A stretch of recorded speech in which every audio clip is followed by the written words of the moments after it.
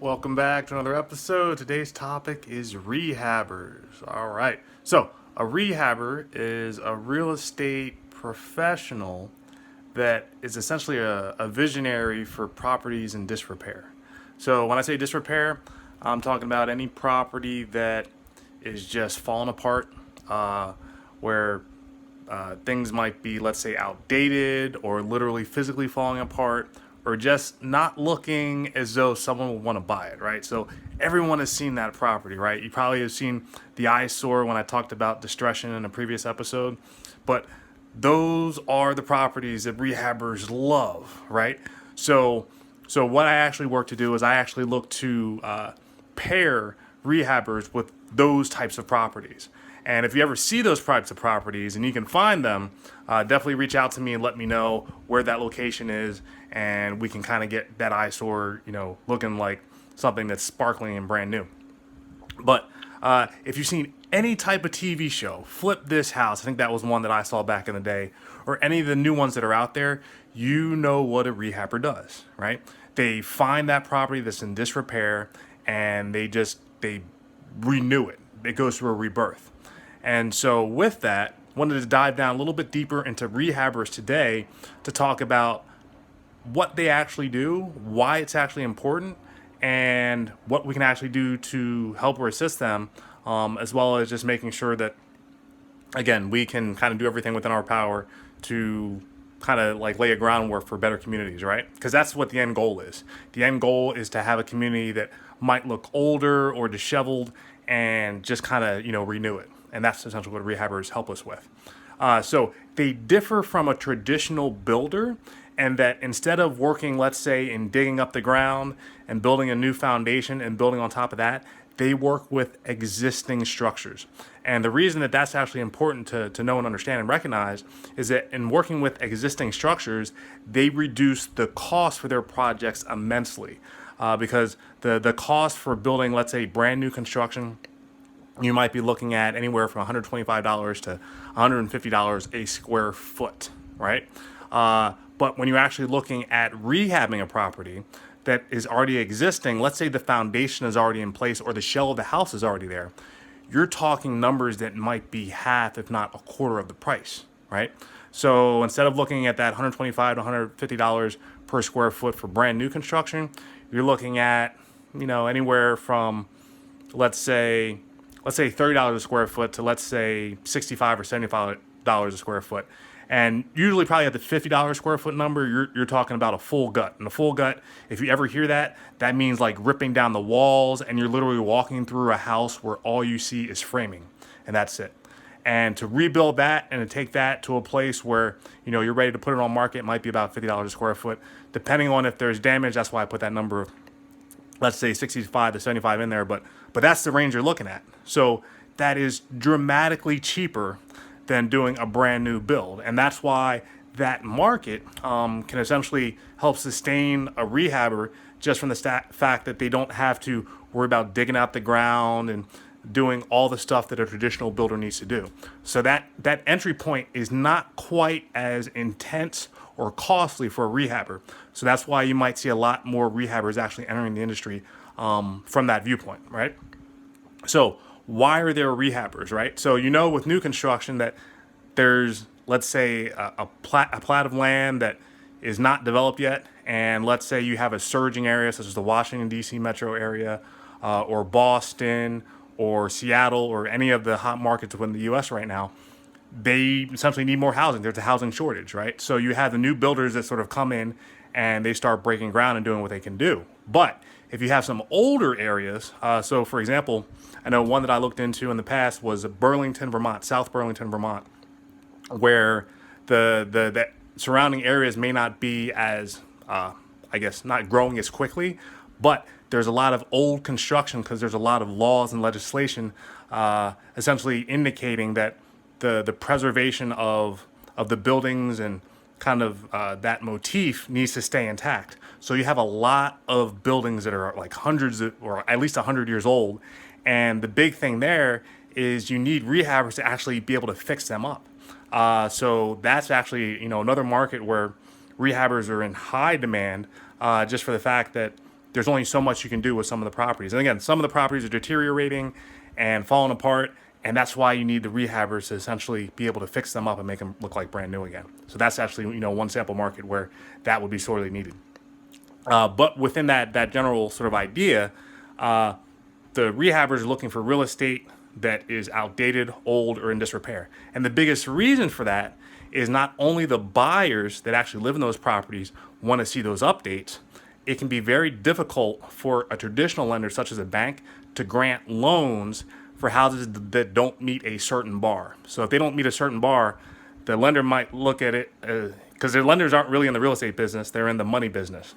So if they're not able to, collect the money from whoever is buying a property, that's not going to incentivize them to want to lend on it.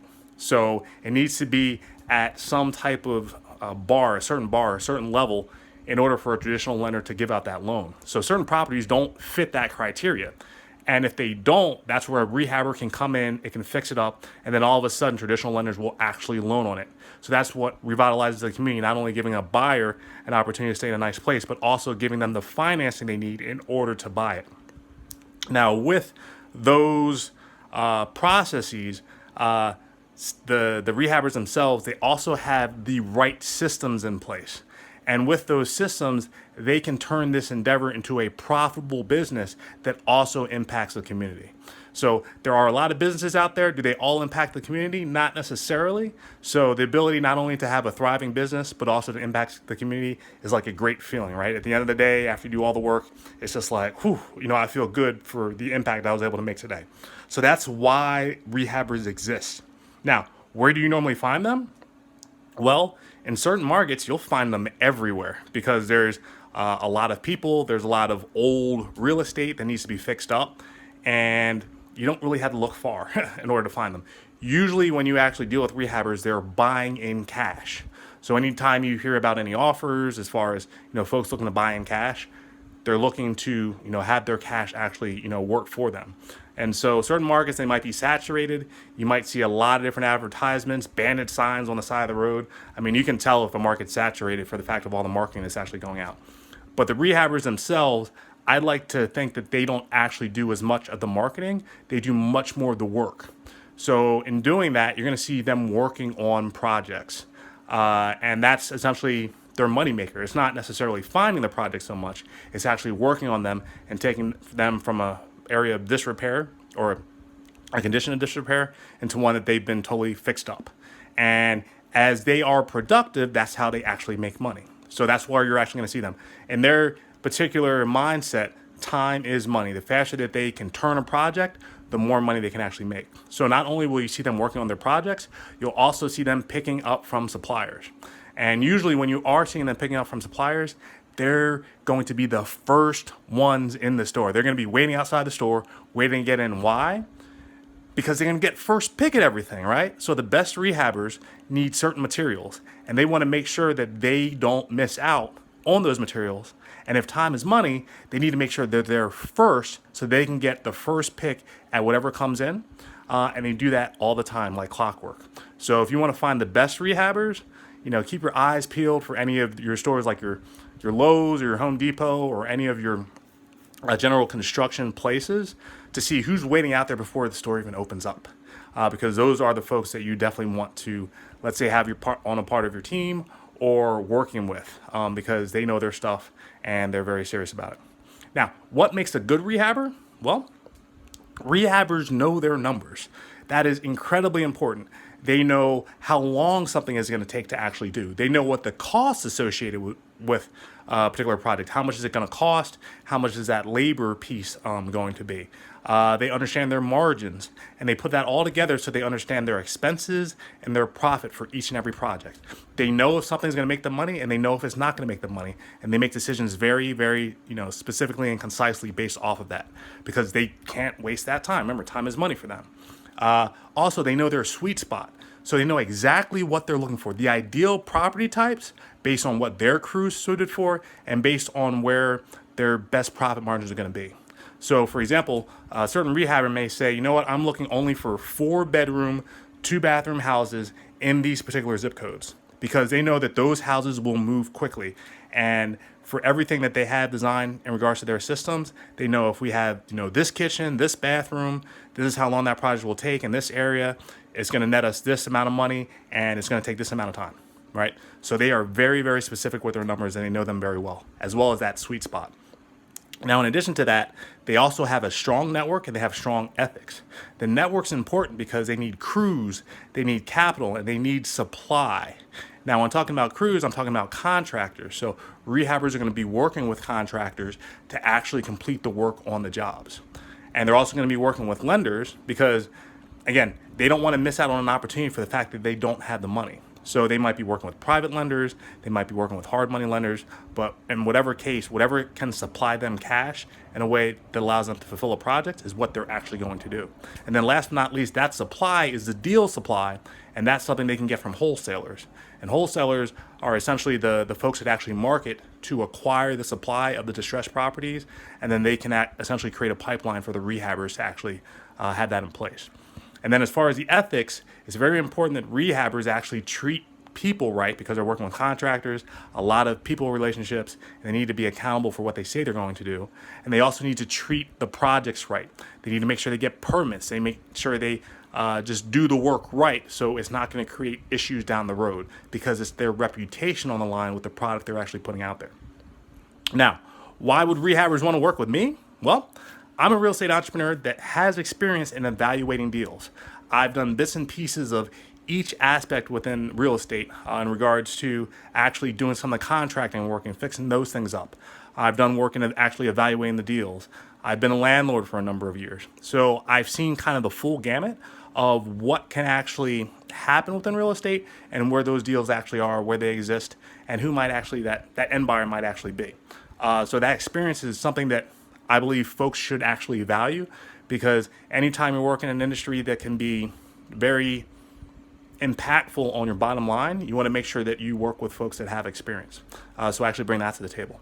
Next, I'm a systems person. I create systems. So I outsource a lot of the tasks and responsibilities to systems that are responsible for executing results consistently again and again and again.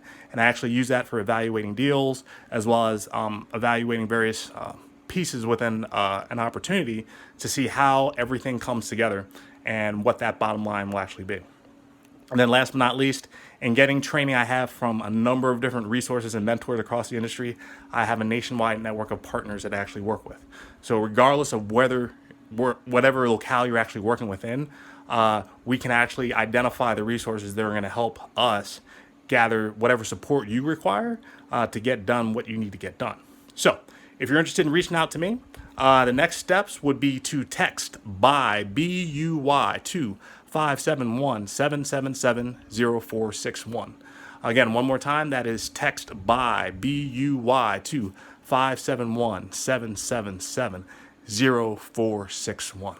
I hope you enjoyed this presentation on rehabbers, what they do, why they're important, and why we need them. If you're a rehabber yourself, we appreciate what you do and keep moving along. As you need support, definitely reach out, see how we can be assistance to you. And hope you have a great rest of the day and hope to catch you on the next episode. Bye.